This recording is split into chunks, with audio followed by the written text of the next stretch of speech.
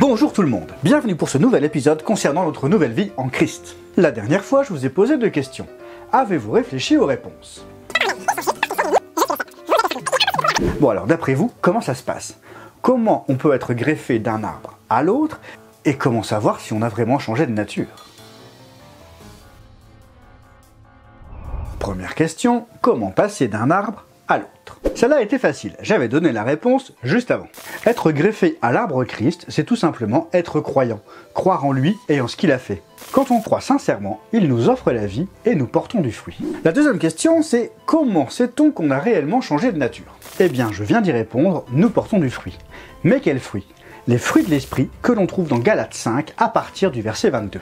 Vous constaterez que vous aurez changé de nature quand dans votre vie se manifestera une paix, un sentiment d'amour envers les autres, une patience, une fidélité. Voir la vidéo Le Remède pour en savoir plus. Et que vous arrêtiez de porter les fruits de la chair que l'on retrouve dans Galates 5 juste un petit peu avant. Ça, j'en parle dans la vidéo. Es-tu malade? Et en plus de cette régénération, vous aurez comme une soif surnaturelle de connaître Jésus-Christ, savoir qui il est. Et ça se traduira par un intérêt à tout ce qui tourne autour de lui. Vidéos, podcasts, émissions, radio, livres. Forcément, en tant que branche nouvellement greffée, vous découvrez une sève que vous ne connaissiez pas. Eh bien oui, rappelle-toi, toi, t'es une branche, lui, c'est l'arbre. Hé hé, vieille branche. Ça va? Tu gères? Tranquille. Toutes les religions ont un point commun. Donner quelque chose à l'homme ou l'amener vers un but. Ouais, même si les méthodes varient d'une croyance à l'autre, elles ont toutes un truc à offrir. Croire en Christ, lui faire confiance, implique donc de recevoir quelque chose de lui. Mais quoi? Bah, la sève de l'arbre.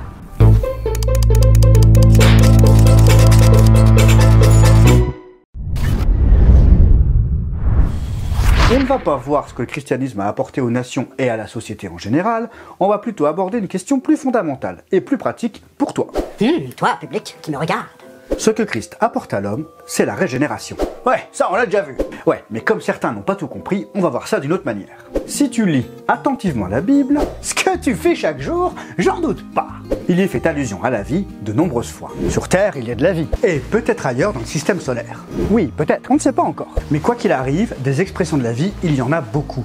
Et chacune adaptée à son environnement.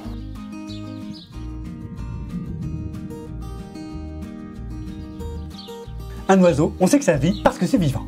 Oui, mais comment on sait qu'un oiseau c'est vivant? Il bouge, il piaille, il vole. La grande caractéristique d'un oiseau, c'est de voler dans les airs. Même un enfant te le dirait. Si tu prends un poisson... Ça vole pas. Sauf les poissons volants. Mais non, un poisson volant, ça plane au-dessus de l'eau avant de retomber dans la mer. Ça ne va pas faire un nid de poisson volant sur les montagnes. Donc un poisson, c'est fait pour nager dans l'eau. Un poisson, ça vole pas dans les airs. Et un oiseau, même si ça peut plonger dans l'eau, ça ne vit pas dans l'eau. Il n'y a pas d'oiseaux qui font leur nid sous l'eau. Donc t'auras beau éduquer un poisson pour qu'il remue ses nageoires très vite et qu'il se mette à s'envoler, il réussira pas à vivre très longtemps en dehors de l'eau. Un oiseau, c'est pareil. Tu peux lui apprendre à nager, mais sa nature l'empêchera de vivre constamment sous l'eau. C'est comme ça, c'est leur nature, on ne peut rien y faire. Si on veut changer de mode de vie, il faut changer de vie, changer de nature. Si notre nature profonde change, notre manière de vivre changera aussi. Tout effort pour changer sa manière de vivre ne peut pas aboutir tant qu'on ne change pas de vie. Depuis des temps immémoriaux, l'homme a bien remarqué que sa nature est mauvaise. Et les religions donnent des règles et des doctrines pour changer de mode de vie. Mais peut-on changer notre manière de vivre de manière durable? Le naturel ne revient-il pas au galop, comme on dit? C'est qu'on devrait être propre sur soi, courtois, respecter la loi, être éduqué, enfin bref. Mais les us et coutumes varient d'une région à l'autre du monde. Rôter à la fin du repas, c'est très mal vu dans certains pays. Mais très bon signe dans d'autres. Se faire la bise pour dire bonjour est un signe d'affection dans certaines cultures. Mais une agression dans d'autres. Est-ce là l'important? Notre nature profonde peut-elle véritablement être changée en changeant simplement notre manière de vivre? Et c'est le point primordial de la foi en Christ, la régénération. Puisque l'homme est corrompu de l'intérieur, ça ne sert à rien de changer juste l'extérieur. Et oui, beaucoup reconnaissent faire de mauvaises choses et le regrettent. Mais très peu reconnaissent que s'ils font ces mauvaises choses, c'est parce qu'au fond d'eux-mêmes, ils sont mauvais. Essayer de corriger nos comportements, c'est un peu comme vouloir nettoyer un mur de placo avec une éponge. On frotte, on frotte, on frotte, on frotte jusqu'à voir apparaître le carton. Et au bout d'un moment, ça fait même un trou dans la paroi. Alors quand j'étais enfant, je voulais lire dans la pensée des gens. Alors si j'avais vraiment su lire dans les pensées des gens, et n'ayant pas Christ à l'époque, je pense que je serais devenu complètement misanthrope.